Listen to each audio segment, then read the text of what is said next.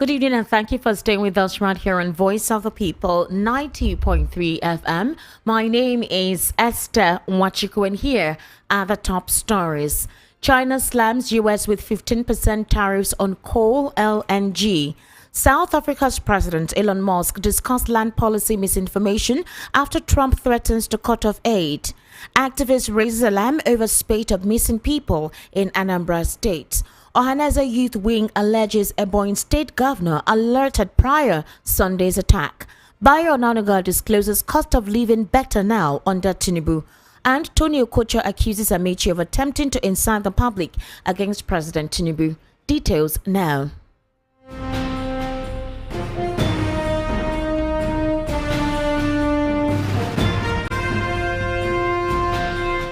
Thank you for staying with us. The news begins with the Chinese government moving to impose a 15% tariff on imports of liquefied natural gas and coal from the United States as a countermeasure to U.S. tariffs. VOP News understands that this announcement was made by the Ministry of Finance in Beijing today. The ministry further indicated that the 10% tariff would also be levied on oil and agricultural machinery imported from the United States, with these measures scheduled to take effect on February 10. Additionally, Beijing has initiated an antitrust investigation into the American technology company Google.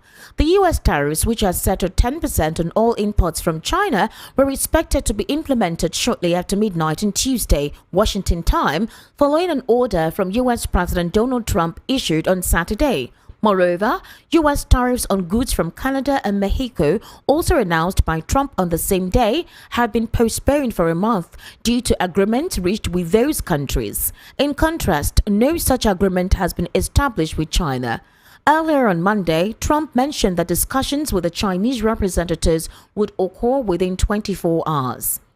Meanwhile, South Africa's president spoke with U.S. billionaire Elon Musk, who grew up in Pretoria and Durban, expressing concerns over misinformation about the government's land reforms as expressed by U.S. President Donald Trump. Cyril Ramaphosa reiterated South Africa's constitutionally embedded values of the respect for the rule of law, justice, fairness, and equality. On Sunday, Trump threatened to cut foreign aid to South Africa, claiming on his Truth Social platform, South Africa is confiscating land and treating certain classes of people very badly. A massive human rights violation at a minimum is happening for all to see. Ramaphosa, however, denied the allegation, saying South Africa in fact did not confiscate any land. Ramaphosa said in a separate statement on Monday, referring to a law passed last month, the recently adopted Expropriation Act is not a confiscation instrument, but a constitutionally mandated legal process that ensures public access to land in an equitable and just manner as guided by the Constitution. Land is a sensitive issue in South Africa, where the majority of natural resources are concentrated in the hands of a few white people. During the apartheid era, black people and non-whites were forcefully ousted from their land by racist policies. Even after the fall of apartheid, to this day, most commercial farms in the country are also owned by white people. Back home, a human rights activist, Comrade Osita Obi, has cried out over the spate of missing people in Anambra State. The activist, who addressed a press conference in Oka, said it is becoming almost normal for people to mysteriously disappear in Anambra with no trace while life continues as if nothing has happened. He said that besides persons who have fallen victim to kidnappers and were never found, there have been 3 prominent individuals in the state who have remained missing and nothing is being done to trace them. He mentioned prominent businessman Mr. Benjamin Ezema, House of Assembly member Honorable Justice Azuka, and candidate of the Labour Party in the Anambra 2021 governorship election, Mr. Obiora Agbasimalu, all of whom went missing at various times and have not been seen since. Now, the Special Advisor on President Bola Ahmed Tinubu on Information and Strategy, Bayo Onanuga, has submitted that the cost of living in Nigeria is reducing. Citing a video in which Katsina State Governor Dikko Rada said food prices have crashed compared to last year, Onanuga said the governor's words are a confirmation that things are getting better under Tinubu's watch. You'll recall that the Katsina State Governor Dikko Umar Rada has submitted that food prices in the country have drastically reduced. According to him, the current price prices of a bag of rice and a bag of maize have reduced drastically when compared to last year's prices. He gave the reason for the reduction in prices to be the support given to farmers in the state at both local and federal levels, as well as the support given by President Bola Tinubu in fighting insecurity not only in the northwest but across the country. Governor Rada made his submissions during an interview via a Monitor television program.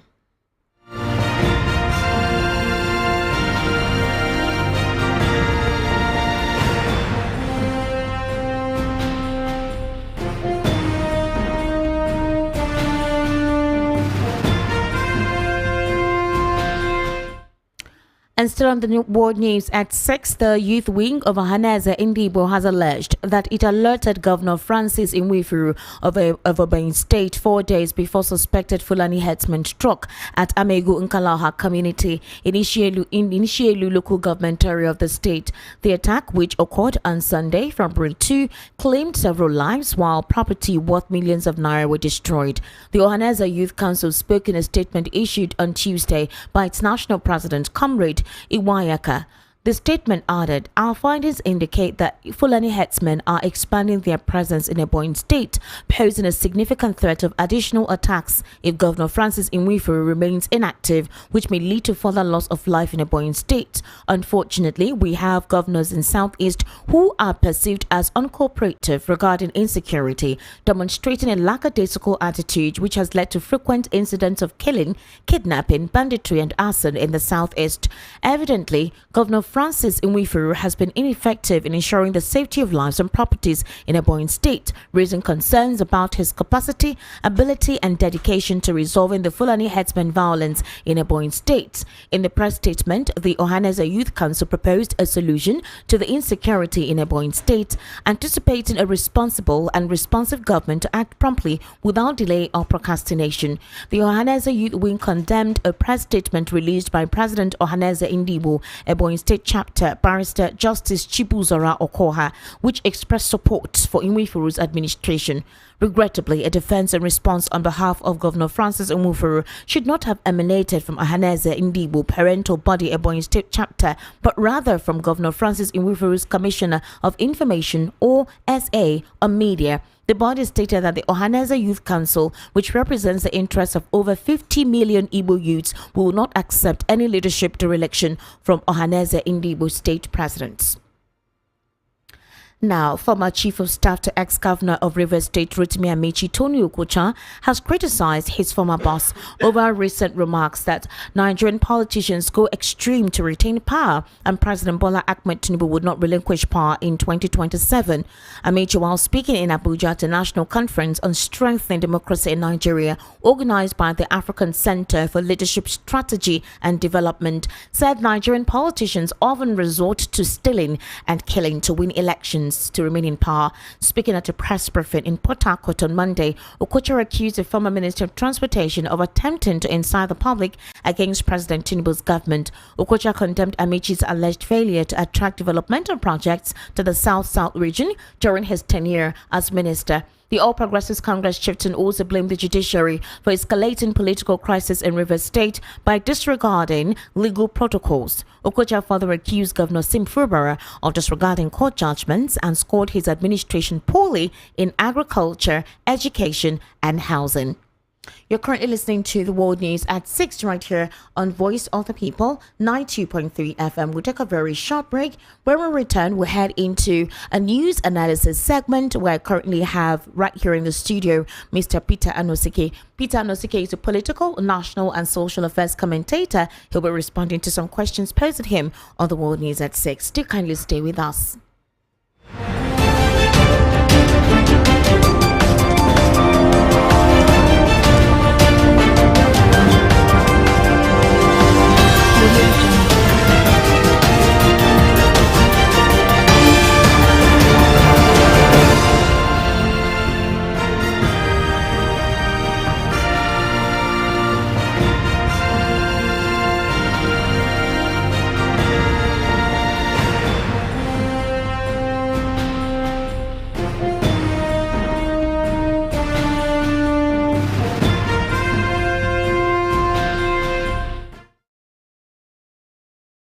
Thank you for staying with us.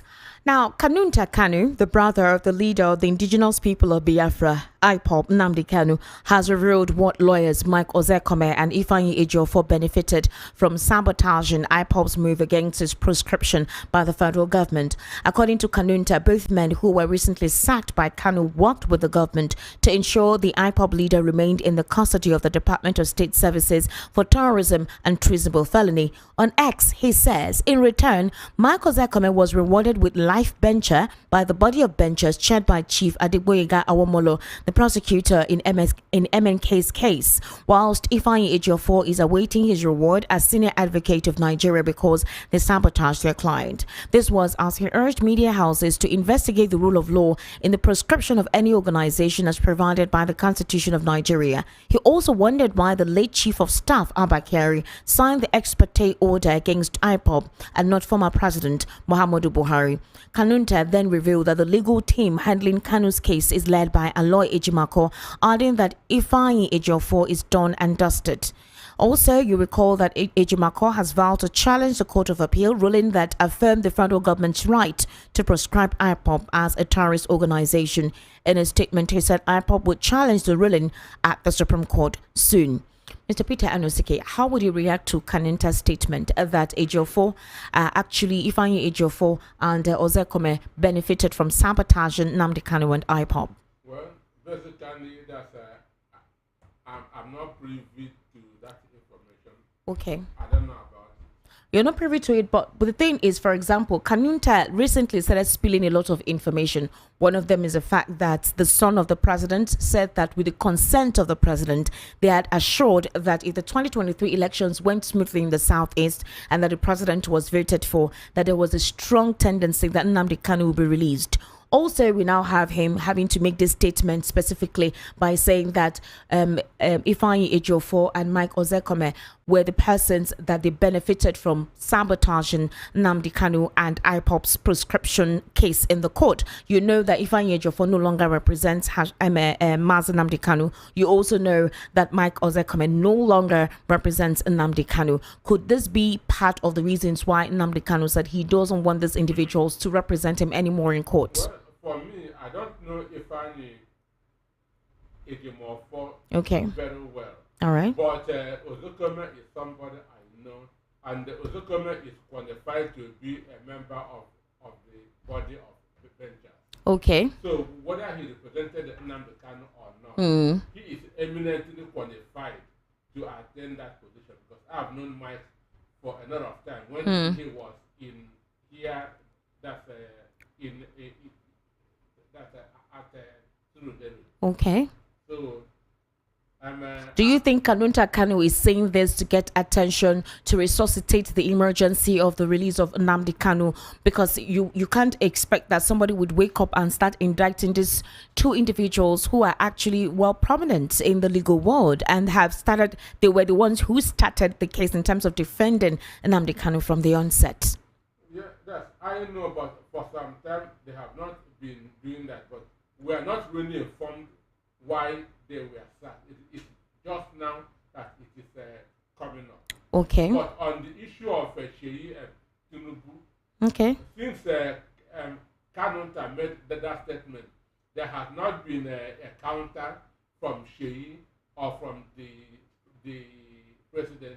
And I know that for him to be bold enough to say that, there must have been an agreement or an understanding between them. But since then, Sheyi Tinubu has not come out to either affirm or discredit the statement he made. So that is Does this also affirm the suggestions or speculations that there are persons working within the legal team of Nnamdi Kanu that may be responsible for the continuous delay or the continuous incarceration of Nnamdi Kanu? That, like, it seems like maybe they do not know how to defend his case with what Kanunta is actually revealing now. For me, the last statement that Ejiofor made. Okay. That's when they said that Nnamdi Kanu was asking for his case to be transferred to the southeast or south. Yes. I strongly faulted it. You did? I strongly faulted it. I said that statement was wrong. That what Ejiofor should have been asking is for federal government to dismiss that, to discharge and acquit Nnamdi Kanu. Since they cannot prosecute him, they should discharge him. Because in court, that's what is known as diligent prosecution. And when that's a prosecutor fails to prosecute a case diligently, the case should be, the suspect should be discharged and acquitted, and not transferred to another, to somewhere else. Okay. Because saying transfer means you want a continuation of that case. Okay. So I faulted that statement strongly. I said they're not supposed to be asking for a transfer, but for them to discharge and acquit Nnamdi Kanu because they don't have anything concrete against him.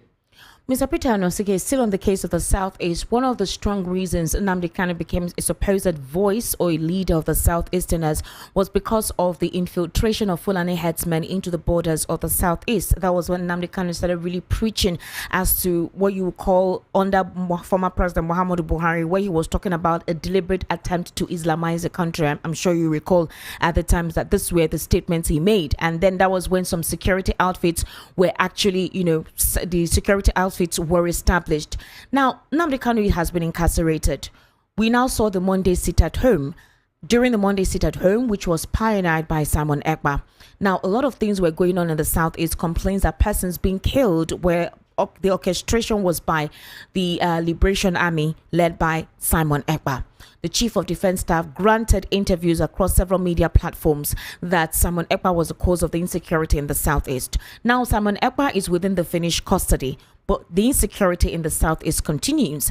Persons are being missing in Anambra State. Unwanted, unnecessary killings taking place. Children were killed in a home, placed in a freezer. Another time in Osu, a complete family was wiped off, macheted and brutally killed. In Ebonyi State on Sunday, young men were cut off. Now, the Ohaneze Youth Wing is saying that Governor Francis Nwifuru of Ebonyi State was previously alerted. He was told about this individual's attack, but he was complacent, lackadaisical, and laid back. And his response afterwards was to tell the residents to be calm, that they were trying to mobilize security men to take care of the situation. What exactly is going on in the Southeast now?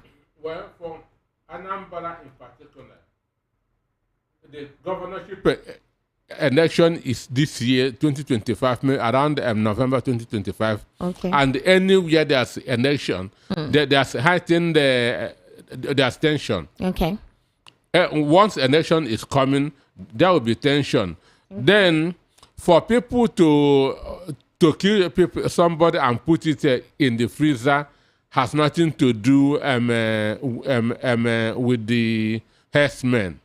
No, that I'm referring to the incidents in the Southeast. That's an incident in Anambra, the herdsmen attack as well in Ebonyi, where you have unwanted killings that actually has no reason. There's no reason for the killings. Yeah, so for the one in Ebonyi, the governor should, if actually he was notified, if actually there was an alert and he didn't take it serious, then he should be held responsible for the deaths of those people.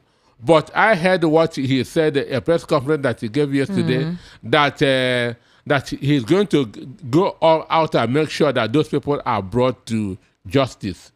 It could be, maybe he was given information and he didn't take it serious. Okay. Or maybe an information was passed and it didn't get to him. So we need to really know what happened. But he is the commander-in-chief in Ebonyi State. He is being given security votes every month. So he should justify that security vote. Now, some residents in Nkaleha actually said that the military came in response to the attack in the community, confiscated their phones, said that they should make sure that they should ensure that they do not have the videos. If they have the videos of this attack on their phones, they were not going to have access to their phones. They also said the deputy governor came and was actually lambasting the community members that why did they go kill the cows of this Fulani herdsmen? It was almost like they were more concerned about the cows than the lives of the people that got lost. Are the Southeast governors, or is there a fear of these Fulani headsmen? And if they know the community where these individuals stay, why can't they go there, investigate? Agreed, we're meant to live in harmonization and unity. Anyone can live anywhere in this part of the country. But do you go to people's communities and take advantage of their community? Cows grazing on people's farmlands and destroying their crops. If you speak to them and they don't respond, how do you expect the people to react? You know, that's for me. Many of the governors in the Southeast are disappointments. Many of the governors in the East are the disappointments. What is happening there is betrayal. Betrayal from what quarters? Internally or externally? They are behaving like sheep. Understand me? A sheep has a leader. Who is this leader? Is the leader not amongst them? Is an external factor? This thing that is happening in Ebonyi started with Dave Umahi. He opened the Ebonyi state for this herdsmen because one boy promised him presidency. Who is the boy? Tunde Yusuf promised him a presidency. The same thing that's happening in Imo State. Because Rochas Okrocha was promised presidency. He began to build a mosque in Imo State. Who are these individuals that were promising them presidencies? Who is this Tunde person? What influence does this Tunde person have in the corridors of power to have influenced or told the governors that they have a viable opportunity to become the president of this country? How? Tunde Yusuf was de facto president. De facto president? Tunde Yusuf promised Rotimi Amechi, promised Ben Ayade, promised Dave Omahi.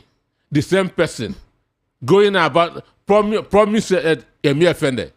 The same boy. And they all fell for it. The same boy. Mr. Anosike, we have several military checkpoints. According to inter-society reports, about 200 billion was made by these military checkpoints between December 2024 and January 2025. I was expecting the Nigerian police and the military, who actually conscripted their men to that area, to debunk the claim of inter-society. I haven't heard anything up to that. We haven't seen anything in the news in reaction to that particular comprehensive report done by inter-society. So if we have military checkpoints, if we have military men stationed in every kilometer in the Southeast, how come do we still have this invasion occurring? For me, those are extortion points. Those are extortion points where Nigeria securities extort Southeasterners going for their Christmas or going back from their Christmas holiday. They are not there to protect lives and property. They are just there to enrich themselves, because there will be a checkpoint here, not more than 50 yards from there. Kidnapping and other heinous crime will be going on. Those soldiers will not shift from their base. Those checkpoints are just extortion points, ATM points. And that is what it is, ATM points. That's why when you send them to the north, they will run back to the east. Ms. Anuske, are we saying that this military men or the security around that area are not aware of when these people, these Fulani headsmen, are migrating from one community or the other? Are you saying they do not know prior to come into the Hinta communities, either alert them or protect them from the invasion of these guys? The Fulanis, I know, move through the bushes. And so the military men don't parade that area? The Fulanis, I know, go through the bushes. They don't go through the highways. So it is very possible that they will be coming and the security men on the main road may not see them. And not that if they see them, anything will happen. Okay. I have said it on air that northern soldiers in the southeast should be taken back. Let southeast soldiers that's in the north come back to the east. Human beings are emotional Mr. animals. I want to debunk that claim. in the southeast, you have some individuals that are supposedly acting as security, security men, but those that are officially recognized or I'm not. talking of state actors. I'm talking of okay, state you're actors. talking of state actors. Yes. Okay, fine. I'm talking of state. Okay. I'm talking of state actors. What about the non-state actors that supposedly are involved in killing their own people? For example, you have the Eastern Security Those Network. are criminal you elements. have the Biafran Liberation Those Army. are criminal These were elements. the individuals that were supposedly protecting the horizon or the territories of the Southeast. If they are criminal elements, then does this particular situation now, where you have the fact that Simon Ekpa is already in the finished custody, does this incident not exonerate him that he is the cause of the insecurity in the Southeast? I say a lot of people perpetuating all these killings are criminal elements hiding under IPOB ESN. What about Ebibuagu? The vigilantes set up by the state governments in these communities. Mr. Peter Anosike, I was watching on X on social media. I saw how a young boy was shot at. It was terrible. They just saw this young man. He said he was going to the stream to get water with his bike. He had a puppy. They flogged him, used the butt of their gun on his head. This boy was already dripping blood. Eventually, they shot him. Mr. Anosike, it was bad. These people were recording this thing. The other individual was I don't even know how to describe it. Mr. Anosike, they have turned the Southeast to a bloodbath, and nobody is saying anything. I have not seen other traditional media escalating this, maybe because it doesn't want to seem like anyone is inciting. But this is a clarion call. What is causing the docility of the Southeast governors, who are the chief security officers of this region? Well, I said that many of them are disappointments, and many of them are also looking for vice presidency in 2027 or 2031. So they want to be good boys, understand me, to the north. They want to be good boys to the north. They don't want to be seen as fighting northern people. This is a fact. Many of them are nursing the ambition of running as a vice president to a northern candidate in 2027 or 2031. So this is the reason why they are allowing other people to be coming to the southeast and killing their own people. Okay, imagine what you said that a deputy governor in Ebonyi did. People come to kill your own people and you are fighting your own people. Can 1 million cows equate enough of a human being? Of course not. That's the kind of naked pops that have been voted in Ebonyi. Can 1 million cows equate the enough of a human being? Obviously not. Instead of asking who killed their own people, you are asking who killed the cows. Mr. Anosike, it's quite unfortunate. I would have also tried to have expected that the northerners, the northern elders, the northern leaders would have condemned this attack. But that area has been silent. We've not had any response or reaction from them. You should show disgust first. You must show pain first before others will sympathize with you. So you're saying that the reaction of the governor in that state is what has caused the northerners or the northern elders to be docile, not even kind of creates any form of saying, we are sorry, or we understand, or we will investigate this? From what you said that the deputy governor said. Yes, she said that. The community members on It's Sahara a woman. Reporters. She's a woman. Yes, a woman. She's a woman. She said that I don't want to use an abusive word. Please don't. I don't want to use it. NTBB, let's be cordial with how we say things on air. We have quite a couple of young persons listening to the radio to learn. But Mr. Peter Anosike, the question is this. Excuse me, they should have stoned her there. No. They should have. Anosike, They you should have cannot make stoned that her there. statement on national radio. They should have stoned her there. Mr. Anosike, in as much as emotions are running high, the question is this: the attitude and the disposition of the leader, specifically the governor the governors in the southeast, is what is to put to question. For example, right now, if retaliatory measures starts coming up from the community members against the Fulanis or the Fulani headsmen, is that when we start hearing responses from the northern elders and the northern clerics? So Israel would have folded their hands when Hamas came and killed them. So Israel would have just folded their hands. Because you wouldn't hear anything from their quarter. If the community members decide to avenge the death of their members, of their families and their relatives, it becomes something else, which is what the governor is trying to avoid by saying, let there be calm. So there is no ethnic war, any ethnic division within the community members there. But the thing is, we have not seen any form of remorse from the area, the region where these Fulani headsmen come from. Nobody has sympathized from that region. Nobody has said anything. So what is this, a calculated attempt or something? Is there something beyond what we know that is currently ongoing? Because the governors in the Southeast has not appreciated their own people. Understand me? Okay. They have not appreciated their own people. If they had shown that it was human beings that were killed, the other people would have done something. Something.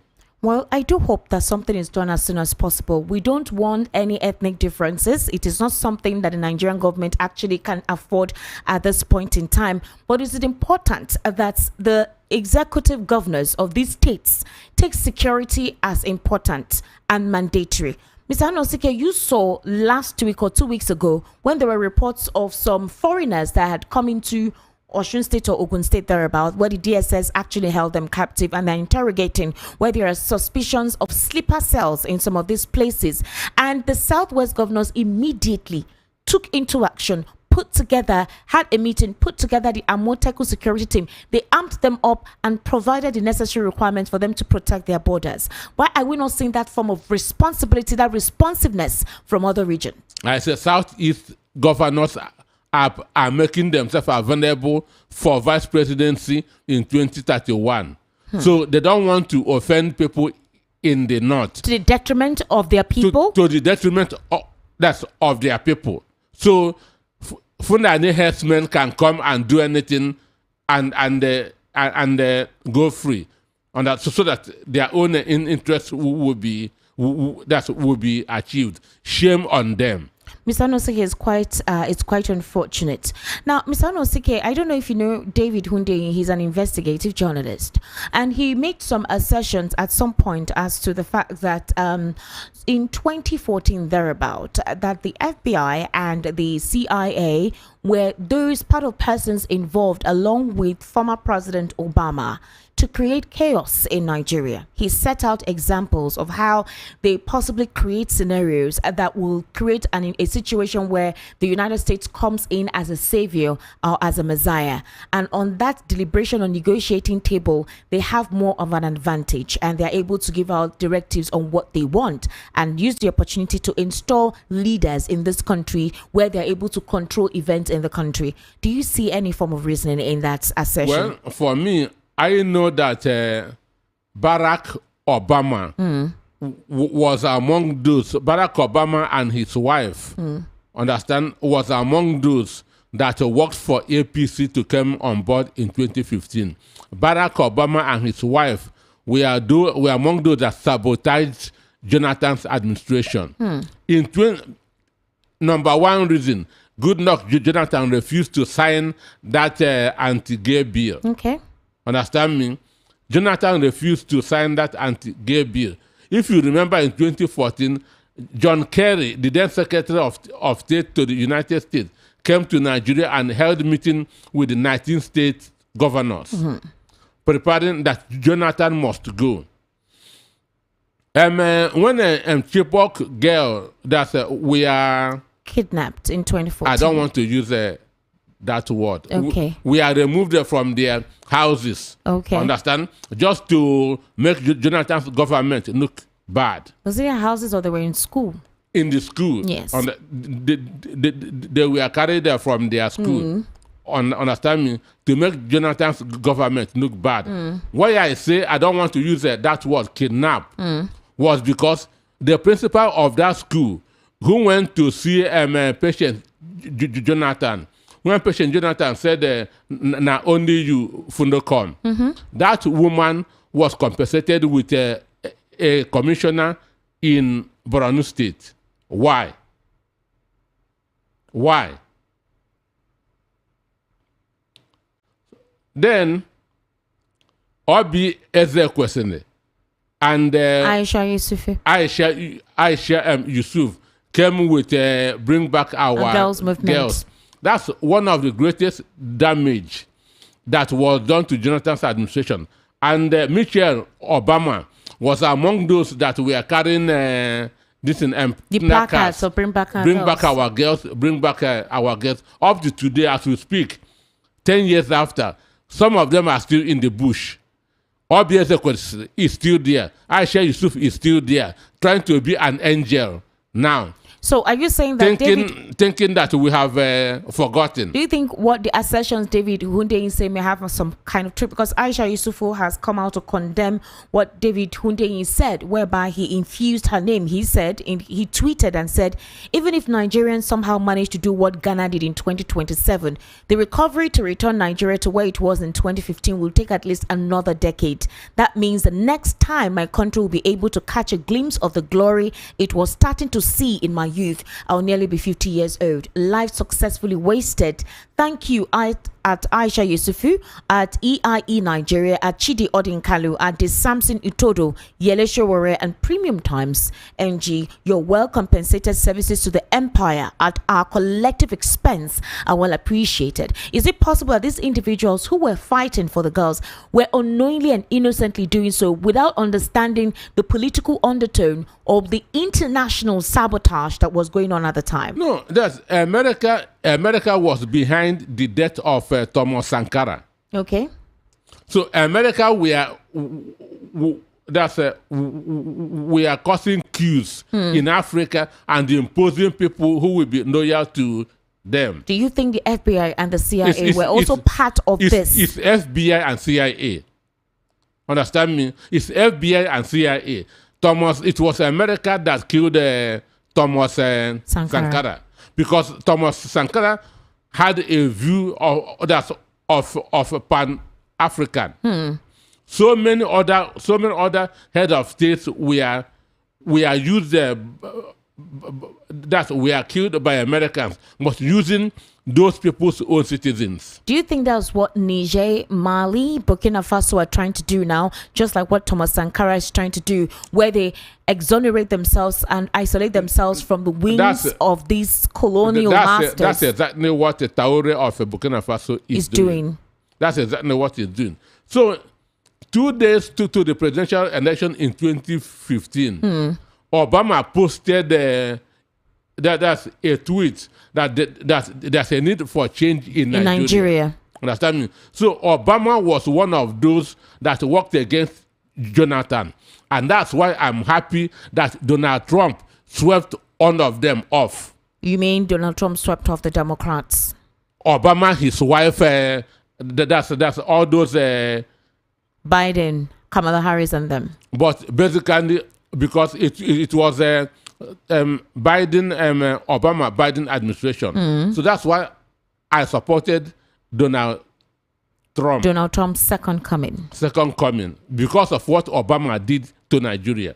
Now, do you think the influence of America is still on in some African countries, specifically Nigeria? The last time when there were talks about the fact that the president's records should be made public, I think the Americans responded by saying that they cannot do that because the president is a CIA asset.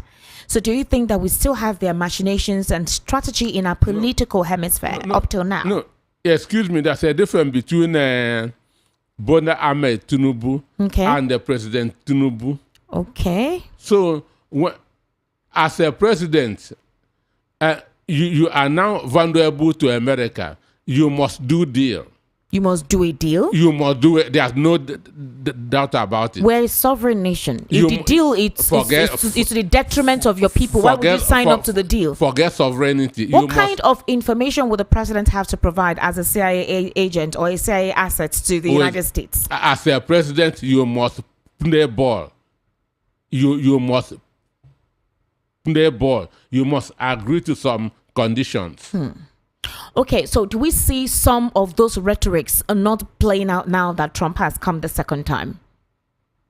Well, it depends. Donald Trump is not as corrupt as Obama. Understand me? And he will not allow certain things. Understand?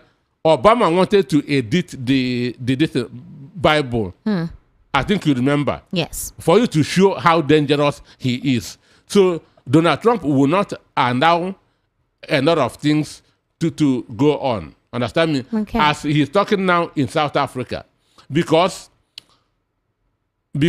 what South Africa got was a political independence, not economic independence. So this is the mistake that people are making. The economy of South Africa is still in the hand of the whites till today. So what was given to Nelson Mandela was political independence. All right. So the economy of South Africa are still in the hands of the whites. Understand? And this is what Robert Mugabe fought. And United Kingdom hated him. They call him all kinds of bad names because he does not want only political independence. He also wants economic independence. When will Nigeria become economically and politically independent from the whims and caprices of its European actors? When you get a president that owes them nothing. Do you think President Bola Ahmed Tinubu owes them anything? When you get a president that does not owe them anything. We've been hearing of the trade war between Trump, Canada, Mexico, and even a couple of other countries now. A couple of persons consider it to be even China has imposed tariff as well in response to Trump's tariff imposition or Trump's trade war. But a couple of people feel that Nigeria should actually be in the lookout. Do you think so? Do we have anything to fear with this trade war going on between these countries? Because Nigeria said that, or they are now BRICS supporter, or they now have sympathy for the BRICS nation. Okay. And Donald Trump don't want BRICS because it is anti-American Anti-America, okay. So they may be going against any BRIC nation supporter or member. So you're saying now that Nigeria is a partner, not a member, but a partner with BRICS, that we may actually have a fallout with America now that Trump is actually on a raging scale. That you are showing interest in an association that is anti-American, Donald Trump would not be happy with you, even though we are a non-allied nation. So, and as such, has the right that to join any group that we want. But if you have a situation where a consensus that has to provide Nigeria a certain room when it comes to trade with certain countries without consequences of either having to devalue your currency further just so that you can be part of a member nation or so that you can trade with them, is it wrong that Nigeria decided to partner with BRICS when they know that the advantage is more than what it was when they are dealing with a European nation? No, ordinarily, we belong to WTO. Okay. World Trade Organization, which America and China and all those countries are involved. Okay. Understand? So we belong there. So I don't know why this government is showing interest in BRICS. In BRICS nation, because the value, the weight that the financial muscle of the BRICS nation is about 32%. Okay. Last time. Now, I'm sure you've seen about the positive fund for USAIDs, that's USAIDs. And according to what David Hundeyi disclosed on his tweet on X, he talked about the fact that there are some recipients that got slush money 24 hours after Trump announced that there will be a pause. Trump and Elon Musk announced that there will be a pause on USAIDs. Now, there was a protest, in the US because of the paucity of these funds. Trump is saying that that is a huge fraud scam with taxpayers' monies. They are saying that these projects under USAIDs are not reliable. There is no feasibility to what the funds are being used for. According to what David Hundeyi is saying, he's saying that these supposed NGOs take pictures, but it's not like there is any viable project ongoing. They utilize these monies for their personal purposes. Do you think that if indeed the Department of Government Efficiency decides to further and trace the recipients of these funds to Nigeria, will that incapacitate the relationship or the trade relationship with Nigeria and America? Well, Donald Trump has this view that Nigeria has all it takes to be economically independent. Okay. Understand? That we have all the capacity to to feed ourselves and even export. But it is corruption that is making us to be dependent. Okay. So if something is traced that to Nigeria, he's likely going to impose sanctions. Understand? So don't you think the Nigerian government should start making their own investigations? If you have political bureaucrats who are taking advantage of the US aid funds specifically for reasons only known to them and nothing viable or presentable to actually prove that indeed the monies they get are being utilized where they say it's utilized in their proposal, don't you think an investigation should be carried out so that we don't have that strenuous relationship? Already Nigeria is conceived in a certain way or perceived in a certain way by these international countries. It's better you start investigating or yourself before other people begin to investigate you. So if Nigeria can assuming that we have the capacity, understand that to investigate and find out those that benefited and expose them, it will save us from the embarrassment of the United Well, on the transaction slip on X, as David Hundege was able to put out there, the titles or the accounts are undisclosed. No name, no aforementioned name. Designation is in Bethesda, Maryland. So even the recipients who are Nigerians are not even based here. The official address is not based here, and then the amount or the theme is undisclosed. No name, no function, just a DAI. That's the company. The truth is that America is as corrupt as Nigeria. Okay. The corruption that is going on in Nigeria is also going on in America. I stumbled on a report where they say that they spent $214 million on how to study how to use a seatbelt in America. In America, $214 million to study how to use a seatbelt in an African country. So America is as corrupt as Nigeria. Mr. Peter Anosike, thank you so much. The conversation is actually quite interesting. I would have loved to ask you more questions, but we've actually run out of time and we have another program currently coming up. However, I want to say thank you so much for giving us your insights and being able to express yourself as diligently as you know. Yeah, thank you for having me. You're welcome. To wrap up, here are the top stories. China slams US with 15% tariff on coal, LNG. South Africa's President Elon Musk discusses land policy misinformation after Trump threatens to cut off aid. Activist raises alarm over spate of missing people in Anambra State. Ohaneze Youth Wing alleges Ebonyi State Governor alerted prior Sunday's attack. Bayo discloses cost of living better now under Tinubu. And Tony Okocha accuses Amici of attempting to incite the public against President Tinubu. That's a wrap on the World News at 6. My name is Esther Wachuku. Good evening and thank you for listening.